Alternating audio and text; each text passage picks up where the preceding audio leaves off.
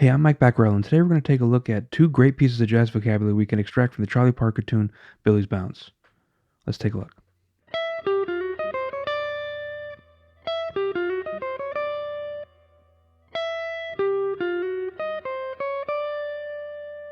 Billie's Bounce is a jazz blues, and it's one of those essential tunes that everyone needs to know. It gets called the jam sessions all the time. There are tons of great recordings of this tune to check out, but my two favorites are the original Charlie Parker version, which I believe features a really young Miles Davis on trumpet, and the George Benson version, which is absolutely killing. So the first line here comes over the part in the blues that just precedes the two chord. So if I were to play up to it.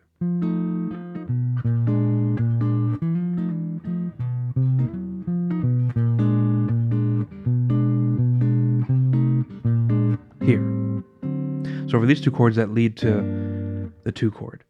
So you can think of it as like a 3-6 in the key. I think of it as the 2-5 going to the 2. That's just two different ways of thinking of the same thing. So right here we have A minor 7 and D7. And each chord lasts for 2 beats. It's just a quick 2-5. Now here's the line. One more time. So let's take a look at what's going on there. So we start on E, here on the 12th fret. Now this E is the 5th of the A minor chord. And we go down to G, which is the flat 7 of the A minor chord. Now what happens here? We go down to G, we go to F natural, which encloses the F sharp of the D7 chord. And we go up to the E flat, which is the flat 9. So we have a D7 flat 9 chord.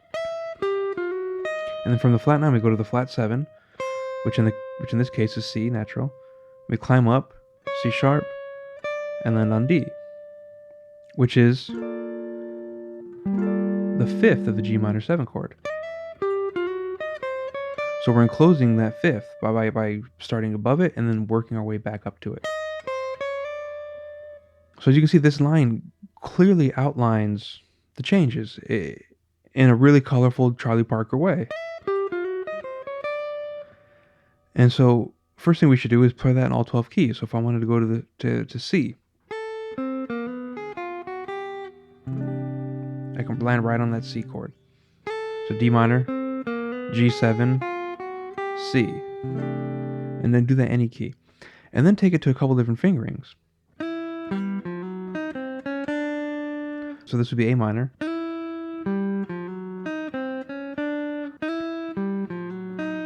There's my flat 9 again.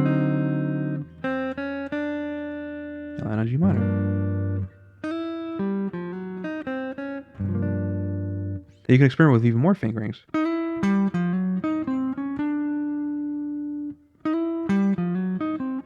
Again, that's A minor 7, D7, down to G.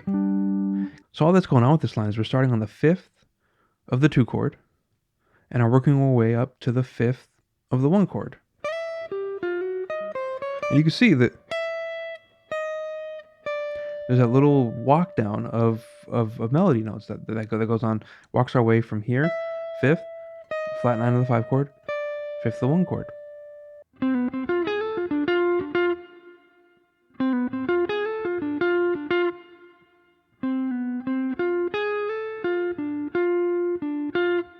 This next line comes from the very first part of the melody. I figure that's a really cool little blues line that we should all have access to. So let's take a look at what's going on. So we're starting here on the 5th and going down to the flat 5, back up to the 5th.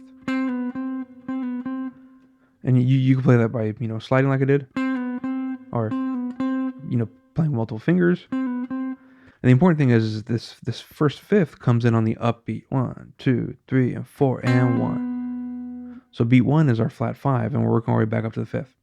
After we get to the 5th, go to the root, and then we go to the sharp 9 or the flat 3rd, and slide our way up to the major 3rd. We go back down to the root, and then the 6th.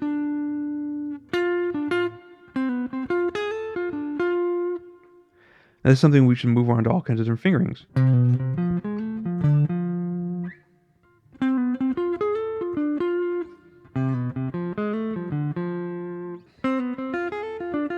And of course, we should learn all 12 keys.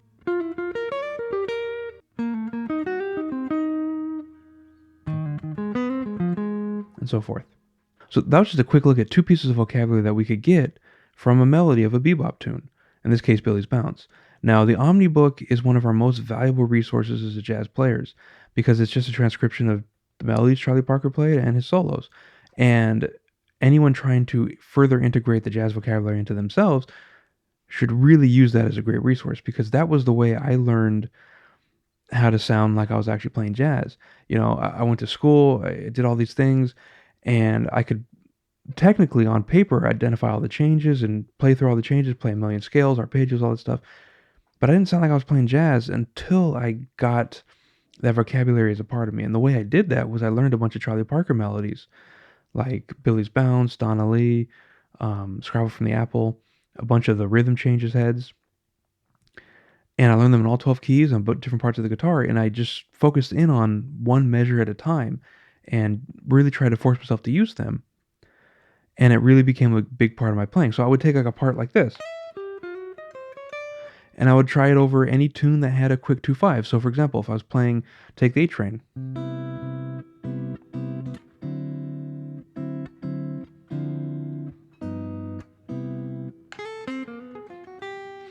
at that quick 2/5 that turns around the A section, and then I'll do it again leading to the B section, going to the 4 chord in that case. So that was the way I really got all this vocabulary into my playing, and I think this is a great thing to kind of take a look at. So let me know in the comments if you would like me to do a series of vocabulary extracted from bebop tunes, because that was the way I really got really familiar with this stuff. So thanks for checking out the lesson. Keep practicing. See you next time.